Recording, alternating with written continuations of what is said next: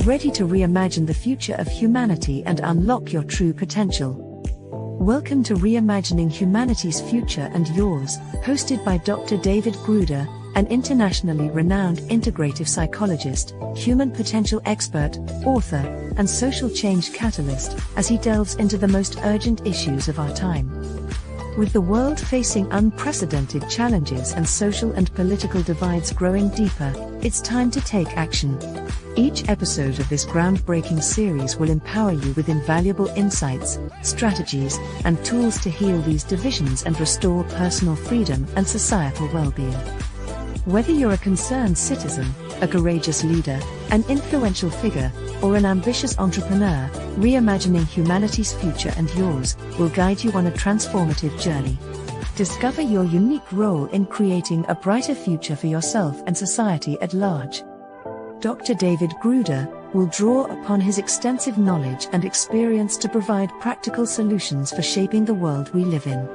With his passionate exploration of social change, he will help you navigate through the complexities of our time and inspire you to make a meaningful impact. So, prepare yourself for an eye-opening experience as we delve deep into the heart of the matter. Reimagining Humanity's Future and Yours will challenge your perspectives, ignite your imagination, and equip you with the tools you need to reimagine and redefine the world around you. The time to transform our future is now. Join us on this incredible journey and enter a new era of possibility. For more information on Dr. David Gruder and the Reimagining Humanity's Future and Yours, visit www.rhfy.ca. Welcome to Reimagining Humanity's Future and Yours, where together, we create a brighter tomorrow. Now, here is the host of Reimagining Humanity's Future and Yours, Dr. David Gruder.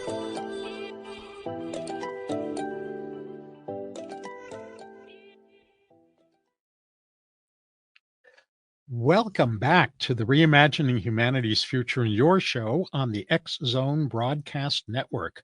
I'm your host, Dr. David Gruder, the polymath of human potential, societal psychotherapist, and futurist who equips leading-edge leaders, influencers, helping professionals, and you with vital resources that make it possible for humanity's most spiritually elevated future to at last emerge.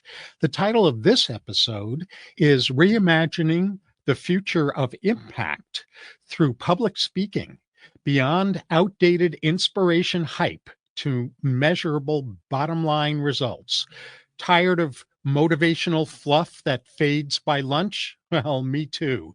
You're about to discover where public speaking is headed, how to turn stages, whether virtual or live, into revenue engines, and also how to boost your benefits from these as an audience member.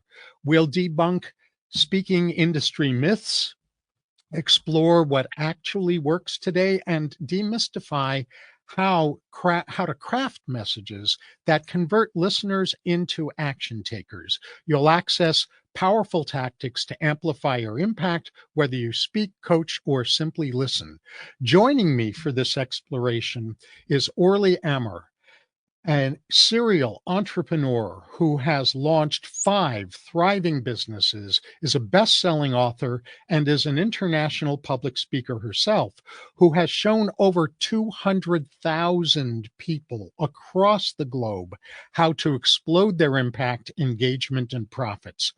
A certified behavior analyst and trusted coach to Fortune-level leaders, Orly has devoted the last 15 plus years to turning speakers, coaches, and entrepreneurs into 6-figure earners from the stage, with the guarantee that she'll keep working with them until they get there. In this episode, she'll pull back the curtain on an industry in flux and hand you a remarkable playbook for real lasting impact. Yay, Orly. Welcome to this episode of Reimagining Humanity's Future and Yours. Thank you so much, David, for having me. I appreciate it. Oh, well, it's wonderful to have you. We've known each other for quite a number of years now, and I'm really Yes. glad to have you here. You know, in this segment, we'll look at challenges the speaking industry is facing today, both on the presenter side and the audience side, and probably on the event planner side as well. But Mhm. first, Orly, how did you initially get interested in helping people become accomplished, impactful, and profitable speakers? It started back in 2010 when I told my business coach at the time that I would like to impact the lives of 200 million people. And I go by two mantras. One is by Les Brown, our dear friend, who says, the how is not your business. And the other one is Sir Richard Brunson, who says, when an opportunity knocks, say yes, figure it out later. And a few months later, I was speaking at in Arlington, Texas, after a grueling trip around Europe. And these three guys in the break room came over to me, and one of them said, "Aren't you Orly Amor?" I said, "Yes." "Do I know you?" "Sorry, don't remember." And they said, "Well, no, we've seen you on the circuit." I said, "Oh, okay, great." So we started talking. You know how those things happen in these events, you start networking. And after about 10 minutes, one of them said to me, "I'm just curious, how did you get this gig?" And I said, "Well, I called, I told them what I speak about, and they paid me, and I'm here." They all looked at me like if I had three heads. "You got paid?" And I said, "Oh my God, what did I just do? Did you guys didn't?" They said, "No, we got our expenses paid, but we didn't get paid." So discovering that was OMG, something is going on in this industry that speakers don't know about. And that's how I decided to create the program that I did and encourage others to follow suit. Oh, what a marvelous story, and I love synchronicities, and I love the power of setting an intention with our whole being, and then the universe orchestrates what we don't know how to orchestrate on our own. In this Absolutely. episode's next segment, we'll get into root causes of speaking industry challenges in today's world and tomorrow's. But first, as I already said, I want to find out from you what big challenges is the industry facing today by event planners, presenters, and audiences. Well, every morning now somebody gets up and says, "I want to be a public speaker," right? So unfortunately, it has diluted the industry a little bit, where now uh, event planners are faced with a bigger problem than they used to have, where some good names in the industry have paved the way for all of us. Now there's no more those drop names kind of a thing, right? Drop the mic, drop the name, and you'll get hired. It's no longer that. And so now event planners are faced, well, who do I choose? How do I trust that they know what they're talking about? How do I trust that they have some kind of experience? And why would I pay them if now everybody's speaking for free? So that's the challenge right now. So now the speakers are facing the, well, nobody's paying, which is not true. And then you have the event planners don't know who to pay because they feel that they're being cheapened or they're being overvalued. And so now it's causing just a little bit of confusion in the industry. And, a confused mind doesn't buy. So they don't buy the message and they don't buy the money, like with the money.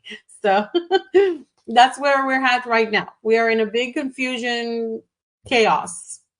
Yes, and you're quite right. A confused mind always says no, even if it wants to say yes. So, Right.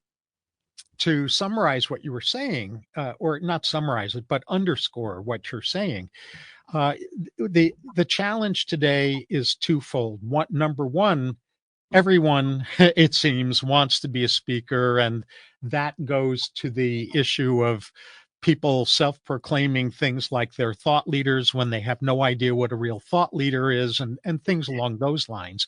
And then the other challenge is that if there are people speaking for free, then how does an authentic speaker get paid? And so you were talking about, and rightly so, about the quandary that event planners are in. Like, how do they select the right speakers that are going to, strengthen their own reputation as event planners, and are going to delight the audience, and are going to prove to be worth having paid. And even event planners are wondering, well, why should I even pay people if they're a dime a dozen right now? Yes. So yeah, so there's a couple of things. One is that if you're a speaker and you want to be paid, stop speaking for free. That's the way we're going to change the narrative again. Number one. Number two, I wrote a book called Public Speakers, You're Not All That, 12 Reasons Why Event Planners Won't Hire You. And our mutual, very good friend, God bless his soul, Bernie Dorman, wrote the forward to that book. I interviewed over 3,400 event planners that actually pay speakers for this book. It took me 4.5 years out of my own time and my own dime to find out what event planners are really thinking.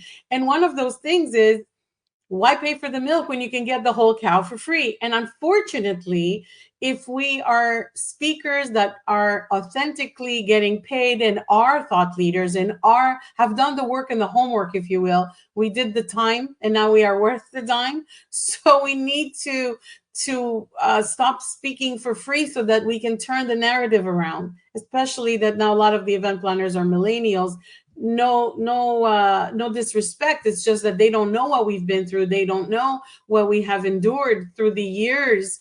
I've been doing this for 28 years. It's been a roller coaster ride, you know? Yeah, for sure. And things have changed really dramatically in those ways. And tied to what you're saying, kind of in between the lines in what you're saying, is that speakers often, unless they're professional speakers like you and I, they don't really know that they are dealing with two audiences with two very different sets of needs. You've got the audience that's called the event planner, and then you've got the audience that you're actually presenting to. And so one of the challenges for speakers is really mastering the art of how to speak to the audience called event planners in a different way than they're actually going to be speaking to the audience when they're when they're doing their speaking appearance. Yes. So many speakers think that the what the event planners want. I mean, they actually think for the event planners. First big mistake. Um, Many speakers also think that they have a good message or that they are good speakers, and either way, both are good, except that when I ask event speakers what they think event planners care about most, they get it wrong. It's not your message, and it's not your topic, and it's not you being a good speaker. And people say, really? They don't care about how I speak and how I deliver? I'm like, no, what they care about is that you show up on time and finish on time.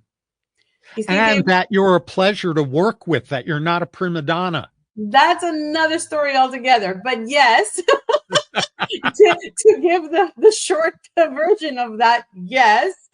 But not only showing up on time and finishing on time is knowing what the event planners want out of this is not your delivery. It's not your. There's four things that I say event planners don't know about, but if speakers really, we can't teach them. Here's four things we can't teach anyone: personality, charisma, authenticity, and I added integrity during the pandemic. Like literally, you can't teach those four things. And if you don't have it, you just don't have it. Then if you're not having those for a keynote presentation, then you're a good breakout session type of workshop speaker. So stop calling yourself a keynote. You're not there yet. Yes. Well, the rest of this episode dives into the root causes of what Orly and I were just discussing, and what to look for in a solution, and Orly's version of that solution in the final segment. After a short break, my guest, speaking industry expert Orly Amor, and I will expose root causes of today's speaking industry challenges. I'm Dr. David Gruder. This is the Reimagining Humanity's Future in Your show on the X Zone Broadcast Network, and we'll be back momentarily. And welcome back. Before the break, my great guest, Orly Amor, told us about big challenges speakers and event planners and audiences have in today's climate. And in this segment, as you already know, we're going to delve deeper into under-recognized root causes of the speaking industry challenges that speakers and event planners and audiences are grappling with. So, Orly, let's go underneath the surface. What are the root causes that are causing these challenges today? Well, one of them is what my book says. You're not all that, right? I mean, it is the diva syndrome, the thing that they think they know it all or they know what they're doing, especially the speakers, acting desperately, not knowing what to charge, how to scale. This is a scalable business. So really not knowing the business and just throwing themselves out there, desperately seeking to get hired as a speaker. Is actually ruining the industry, but at the same time, the core cause of it is knowledge. They don't have the knowledge. They don't think they need the knowledge, and they won't seek the knowledge. So it becomes a problem. So you're talking right now technically about something called the Dunning-Kruger effect, and Ooh, what that is. Yeah. And a lot of people haven't heard of it, but they know what the phenomenon is. They just don't know it has a name. right. This name was coined a long time ago by Dunning and Kruger. And what it is people who think they know more than they know, and they position themselves and speak up as though they're the world's expert on X topic. And they're not that. They don't know that they don't know that they're not all that and a box of rocks. Right. I'm sorry for laughing, but I have no No. choice. Yes. The answer to that is yes, it is a huge, but it's a huge problem for the industry as a whole. The more you have people showing up thinking they know that what they don't know, and then just acting as if it's sad. It's really sad because it's also not only not helping the industry. Not helping the industry is okay, but ruining the industry is worse because it's actually ruining it for all of us. Yes. Yes. And what about the audiences? The audiences have changed as well. And so there are some root causes in terms of changes in audience demand that even a lot of event planners aren't fully aware of, let alone speakers themselves. What are some of those root changes, root causes from the audience desire end of things? So I think that perspective goes back again to the speakers, and I'll tell you why. In the old Mhm. days, if you remember, we used to be taught to know our audience, right? Yeah. And in today's world, it really doesn't matter who our audience is. The event planner chooses the speakers. The audience is going to be whoever they are. Basically, if there's three speakers and audience relate to one more than the other, well, that's just the way it is. You go to a networking event, you meet some people you like, some people you don't like, but you still have a good time, and it doesn't mean you're going to have a bad time.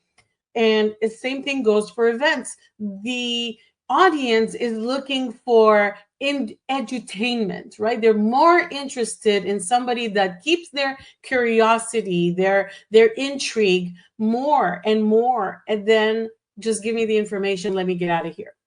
Right. And not just looking for something beyond just give me the information and edutainment, but what I'm about to say, we saw this a long time ago in the business world where businesses that brought in speakers got sick and tired of spending huge amounts of money on speakers who only knew how to do inspiration and motivation because they figured out that their employees, their teams would get really fired up during the speaker's presentation, and then 24, 48 hours later it was like nothing had ever changed at all because the speaker was only delivering inspiration and motivation. There was no boots on the ground let's do the mechanics of change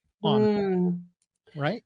You hit it on the nail. And one of the things that corporations are looking for is real change, massive change, but um, long-term change. And also they're looking at the bottom line. So speakers this day and age are supposed to give more. Even our friend Bob Berg used to say, give more in value than you get in payment. But that changed with people wanting to feed their ego instead of their pocket.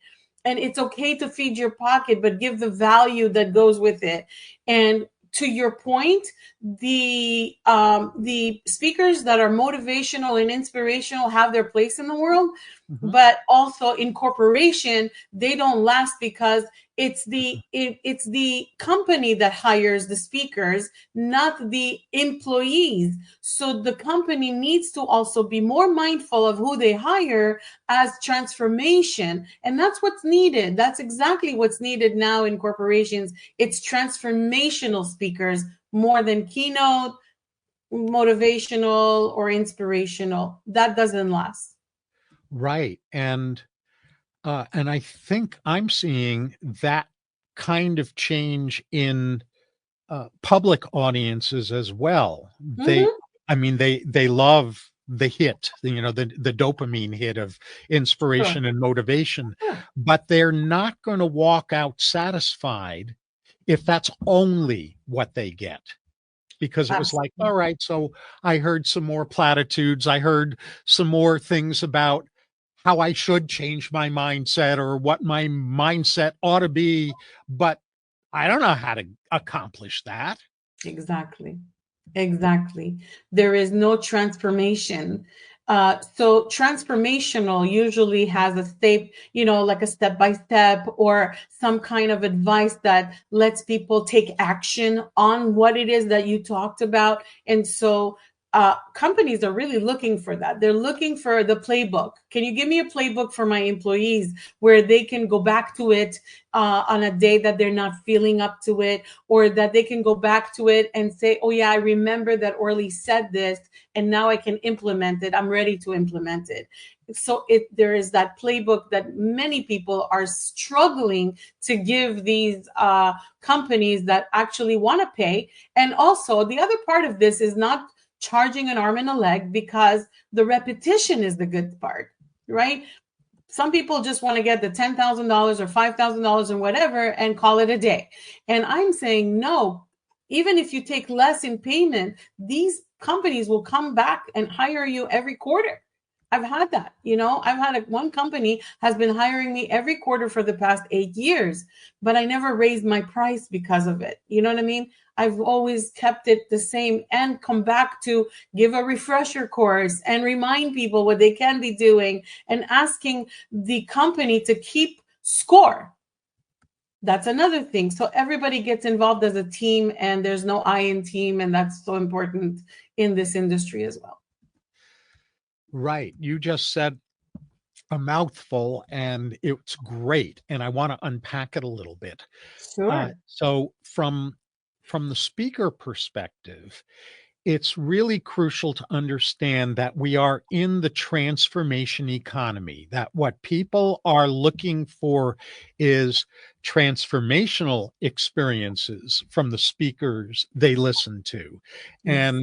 And so it's crucial for speakers to have basically a signature transformational action taking playbook that they can provide as an overview. That's more of an orientation that they can do deep dives into components of in follow-up presentations or training programs. And that ties into what you were saying about, if need be, take a little less at the front end in order to get hired every quarter or regularly, to come back to do refreshers and next steps and to ask the company to keep score. Well, in addition to that, and I'm sure you'll agree with me on this, speakers oftentimes have to remind event planners that that's the new model, because some of them are a little bit behind the times too, aren't they? They are, but it's not failure to communicate. It's more failure to understand how things are shifting. Sometimes that's where they're behind the time. They're not behind the time in doing their job. Right. They're so overstressed. Actually, they did a survey on the most stressful jobs in America, Canada, and the United States. Number one was military jet fighter plane pilot. Number two was air traffic controller, and number five is event planner coordinator. Let's give them some grace. Yes, the onus is more on the speaker than it is on the event planner. And the responsibility falls on the speaker, not on the event planner. But it's okay to remind, it's okay to be up to date, but it's not okay to be babysat by an event planner. I will defend event planners to the day I die. This is the place where they are not faulting because of knowledge. They're faulting because of overwhelm. And so we need to be giving them grace and helping them out. Right. Very well said. And I agree with you completely that speakers are wise to position themselves in their own mind as a collaborator with event planners and an overwhelm reducer with event planners, because and this has been my experience, I'm sure it's been yours as well, that when we as speakers are presencing ourselves with event planners in those ways, they fall in love with us and they want us more of the time because we're not adding to their stress, we're reducing their stress. Absolutely. I usually tell the event planner, listen, I'm a team player. What do you need? I'll be there early. I know how it is to create, to have an event. I know some employees won't show up because they're sick. Or you have your volunteers that won't show up because they're sick. I mean, life just happens. So if you have me there, listen, I left my ego at the door. You can ask me for anything. I'll go check the bathrooms for you. I'll go ahead and give you water and get you a coffee. You can use me for whatever you need in order to make your life easier. Exactly. So after another short break, we'll get to the heart of the matter, which is what to look for in a solution that sets up speakers and their audiences and event planners to get the greatest benefits now and into the future. I'm Dr. David Gruder. This is the Reimagining Humanity's Future in Your show on the X Zone Broadcast Network, and we will continue momentarily. And we're back. Before the break, my guest, here you go, Orly, check this out. The priestess of speaking success, Orly Amor, and I delved into less recognized but vitally important root causes of current challenges in the speaking industry. And as I mentioned in this segment, we'll reveal ingredients to look for when you're wanting to go beyond outdated inspiration and motivational hype and into generating measurable bottom line results. So, Orly, what ingredients should event planners, speakers, and their audiences be looking for when they want the best experience and results? How do they attain that? What kind of ingredients should they look for in training and assistance? The first things first, I think everybody needs a humble pie. Unfortunately, don't think you're all that. Literally, my book, has been raved upon everywhere in the world because they're like, oh my God, you hit it on the nail. People need to understand each other's function within every event, whether it's the event planner, the audience, and the speakers. Everybody needs to know why they're coming to this one circle, and I like to call it a circle because it's called community. Those are my core values, right? Integrity, community, and service are my core values. And I think that if event planners understood that speakers don't know what to do, right? I mean, they don't know what they don't know. So that's why they don't succeed. And then event planners need to understand that. Speakers need to understand that event planners don't have the time to answer long emails and long paragraphs and then you have the audience who just wants results. here's the thing, we need to solve a problem for the audience, whether it's the event planner or the speaker. Our goal is to solve a problem. Here are the 5 questions we all need to answer no matter what. Who are you? What do you know? What problem are you solving? How are you solving it? And why should I care? Not why should Orly or David care? Why should the audience care? Why should the event planners care? And when we all come together and make it a whole circle, then now we can all eat the good pie. And that's why the humble pie needs to happen. Nobody is more than the other. It's not ego driven. It's resolution and solution driven. Mm-hmm. I'm going to have you review those questions again because they're second nature to you. I get it completely. Some of this may be a little bit new to our audience. Right. So who are you? What do you know? Keep going. What problem are you solving? How are you solving it? And why should I care? Why should the audience, why should the event planners care? Right. Now, I'll break it down even a little more for those who are really new or not sure. Who are you? It's everything you've been through, what you've accomplished, all of the good things that you've done in your life. Whether you have little or a lot, it doesn't matter. It's not one more than the other. Not because one has a psychology major and one has an MBA, does it make it any different? Absolutely not. Maybe you have 20 years of experience with a corporation. It doesn't matter. Whatever it is that you've done in your life counts.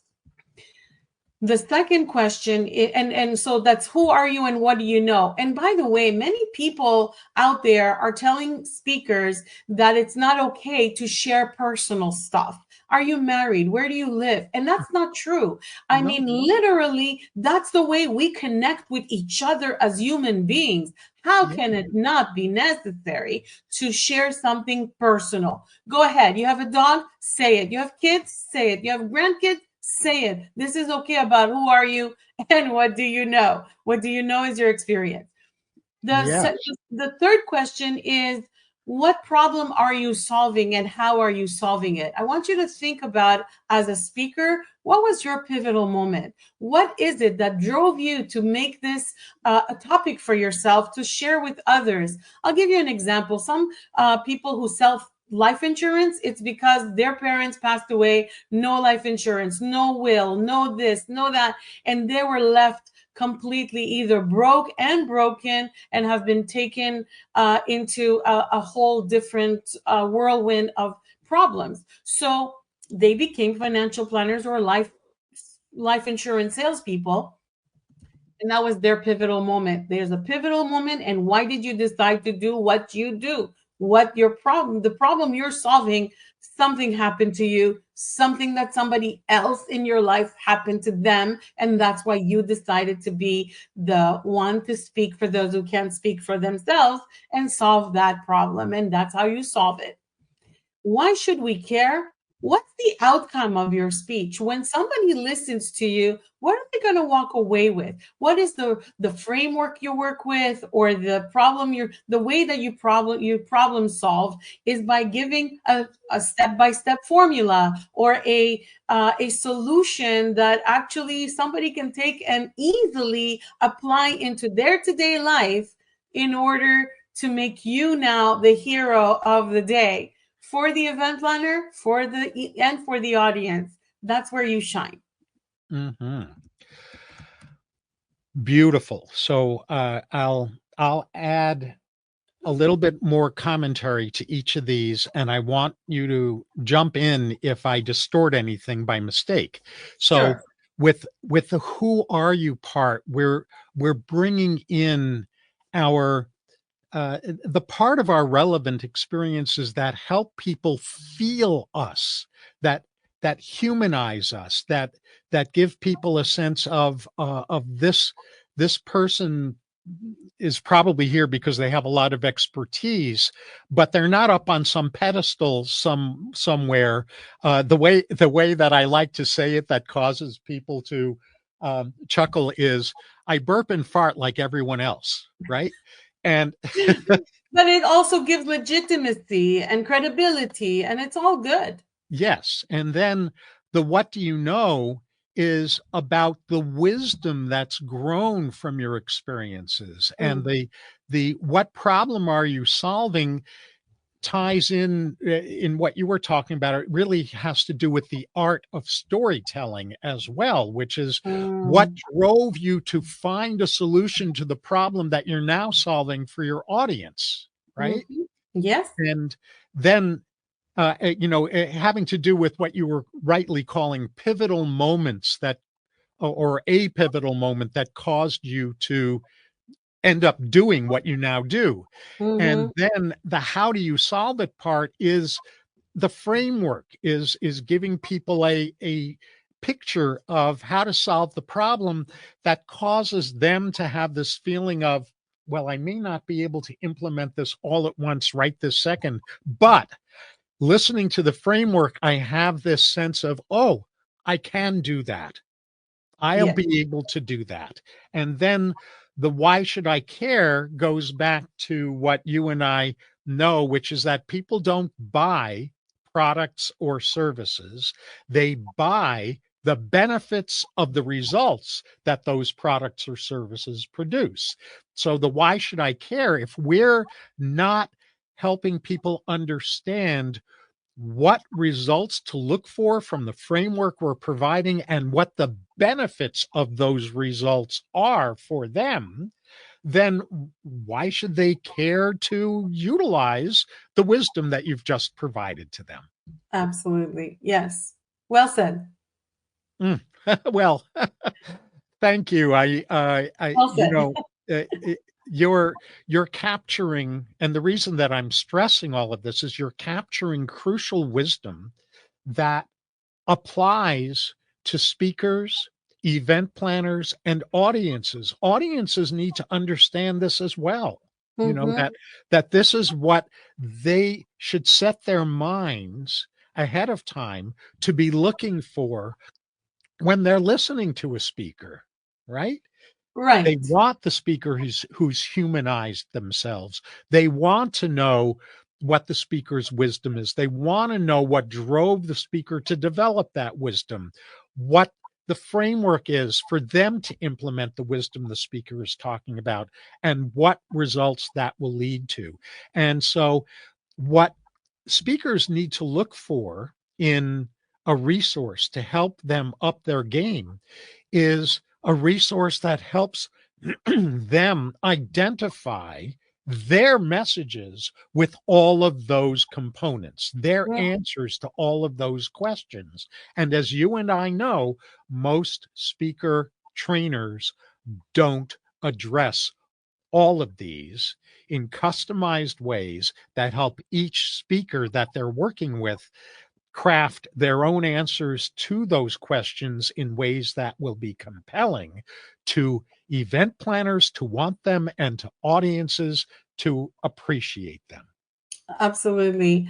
And if I may add to that, is the event planners really don't care if you're a good speaker, a bad speaker, how you treat them, you show up on time, you finish on time. That's also a big deal in the industry because we can really literally screw up their whole agenda. And if we're good speakers, then we will be able to bring it back. Now, two questions come up from what I just said. One is, but hold on, Orly. Somebody just paid me for an hour and I don't get to speak the full hour. Well, listen, if everybody went over before you and you go on stage and you're supposed to speak at 2 p.m., but you're not speaking at 2:20 p.m. and you were supposed to speak till 3, you need to end at 2:55 on your clock, right? The event planner will so appreciate you. You will be called back. I guarantee that. That's for sure, right? Because Yes. event planners appreciate you knowing also how to handle yourself as a speaker. The audience doesn't care. The audience might just get bored or just may say, okay, where you guys said that on the agenda at 3:00 there's going to be so and so. So you cannot go over. You need to keep everything back on track. That will help you tremendously. And Yes. the second thing is the event planner needs to have a conversation with the speaker ahead of time. Creating rapport with an event planner or with the speaker goes both ways. If you manage expectations on both sides, if you manage the delivery on both sides, everybody becomes a winner. And that's also something that's not being taught, if you will, to speakers as well as event planners in event planner school or in speaker school. You got it. Beautifully said. I, of course, agree with you completely. So, after our upcoming break, we'll return for this episode's final segment, during which I'll be asking Orly to reveal how she helps speakers magnify their attractiveness to event planners and their effectiveness with audiences. I'm Dr. David Gruder. This is the Reimagining Humanity's Future in Your show on the X Zone Broadcast Network, and we will return shortly. Well, before the break, I'll give you another unasked for title, Orly. The sculptor of sublime speakers, Wow. Orly Amor, and I discussed ingredients to look for when you want to get the most out of your speaking or of listening to speakers. Oh, there we just had some good applause, I think I heard in the back. Yeah, me too. Oh, look at that. Okay. Hooray! Hooray. As I already mentioned during this final segment of this episode called Reimagining the Future of Impact Through Public Speaking Beyond Outdated Inspiration Hype to Measurable Bottom Line Results, Orly will tell us how she provides what we suggested in the last segment that you look for in a speaker trainer. I'll then let you know how to access her wisdom, and after that, she and I will share the big takeaways we each hope you've gained from this episode, followed by my closing comments. So, Orly, how do you help experienced and aspiring speakers boost their attractiveness to event planners and get standing ovations from their audiences that get them repeat requests? Well, thank you, first of all, again, for having me. Number one question here is, how do I help? Well, the first superpower, I always say I have two superpowers. One is how to position a speaker in this industry. There's so many that speak on the same topic. I'll give you an example. You said motivation, right? There's a lot of motivational speakers, inspirational speakers, but they all sound the same. There's a lot of leadership speakers and AI speakers and so on, but they all look and sound the same. Literally, they look and sound the same. So I don't mean physically, they, on paper as well, they look and sound the same. And so how does an event planner know which one to hire? And so my superpower is to position them so they're intriguing, sexy, and marketable for an event planner to want to have them speak at their next event. The second thing is, the second superpower is how to come up with 3 talk titles that are intriguing, sexy, marketable, literally, sorry for my language, kick ass good. They are the hook by which event planners will hire them.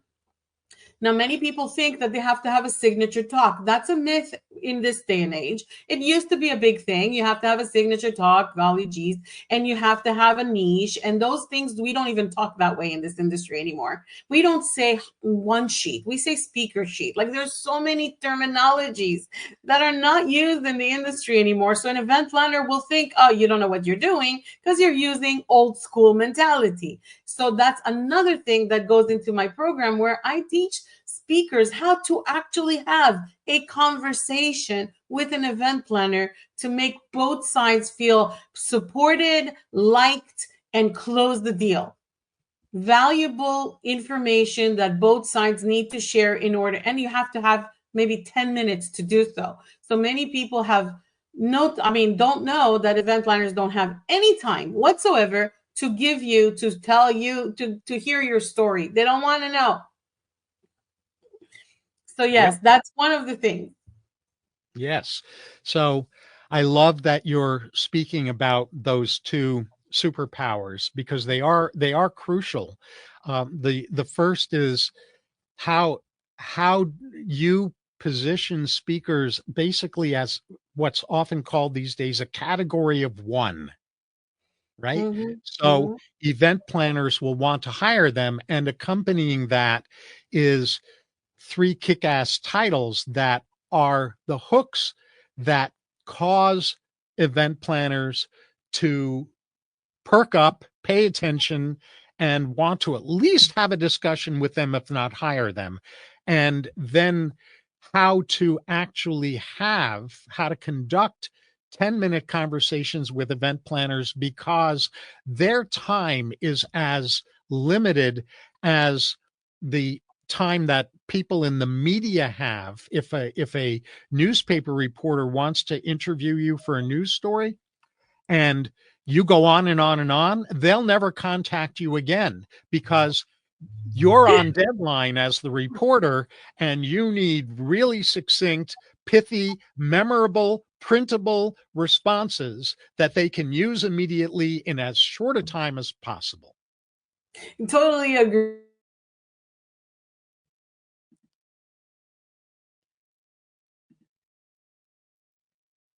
And it looks to me like we froze. Internet. So I think we froze for a moment, but we're back now. We're good. So you were saying you totally agree. I totally agree. And the thing that I want to say, that jokingly so, but not so jokingly so, is I want to avoid the event planners to scroll over you, to swipe. We call it the swipe with the finger, swipe over. Yep. We don't want them to swipe over you. We want them to stop and look and decide to communicate. Right. And what those are called in social media is scroll stoppers. Right. That's right. Exactly. I Yes, guess. exactly. But event planners swipe over it. They look at their phone, right? They're millennials. They're not using computers as much unless they're in the office. But yes. Exactly. They're using their devices, their Hmm. phones, etc. Yes. Without a doubt. So, Mm. Orly, you have a marvelous gift for all of this. And you also have a marvelous gift that you're offering to active and aspiring speakers. And that's an opportunity to tap into your deep wisdom and get customized suggestions from you through having a private one-to-one sales free conversation with you. Hmm. And what I want to say to our audience is, don't be shy about scheduling your time with Orly, because she knows what all of us need to embody, which is service first. Service is what generates profits. Selling out of the gate is a turnoff, more today than ever before. It's Oh, always been, for but I sure. think it's even Yeah. more so that way today. So Yeah. to get on Orly's schedule, here's the link to go to. It's a short link. It's bit.ly. So if you're not familiar with that, that's bit.ly/meet Orly, MEETORLY, bit.ly I'm sorry, bit.ly/meet Orly, and then select the second option that you'll see on that page for your 30-minute discovery call. Mm. She promises it's not a sales conversation, it's a service conversation.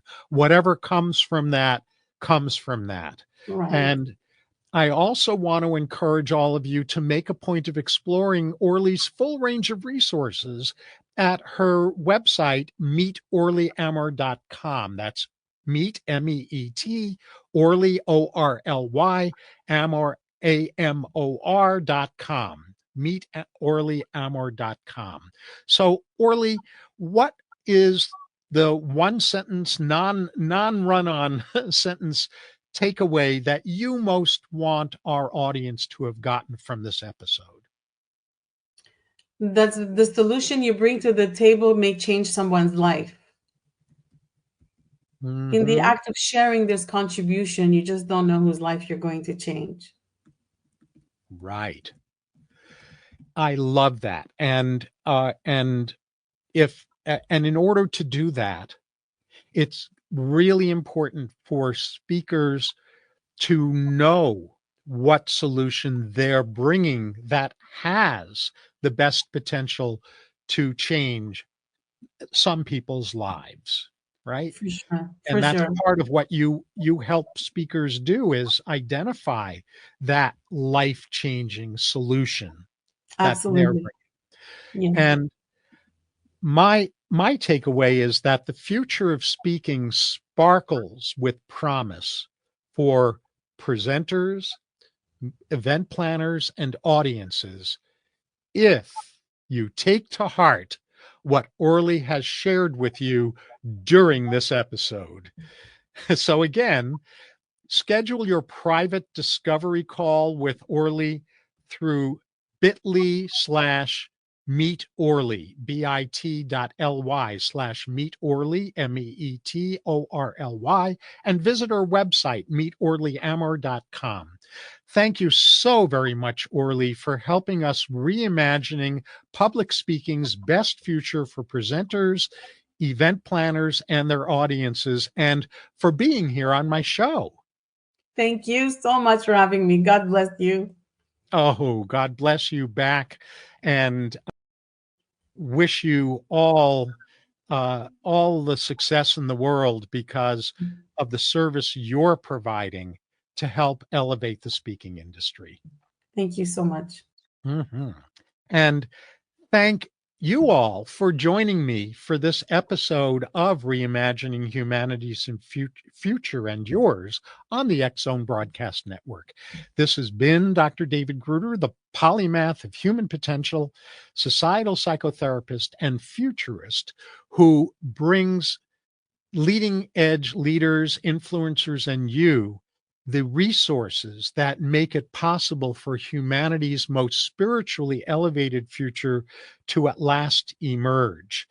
I invite you to explore my main website, drgruder.com. That's drgruder.com, where you'll find a link to watch or listen to all of this show's episodes, as well as a link to the Center for Enlightened Self-Sovereignty, which is helping to dissolve divisiveness by reuniting individuals, businesses, nations, and humanity, so we can at last usher in the age of what I call spiritual self-sovereignty that serves us all. I will add a little update for you at this point, which is as of recording this episode in November 2025, I'm about to launch a trilogy of books that provide a blueprint for ushering in spiritual self-sovereignty that serves us all.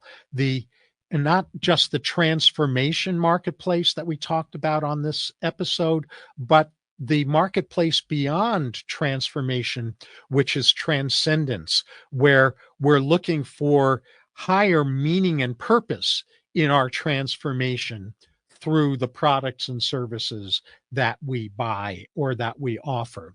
The world needs you. Your nation needs you. Your loved ones need you. You need you. Boost your impact in helping the future you most want to emerge. I enthusiastically invite you to tune in next time for another spellbusting, uplifting, and actionable episode on how together we can and will build a better future for ourselves and for humanity.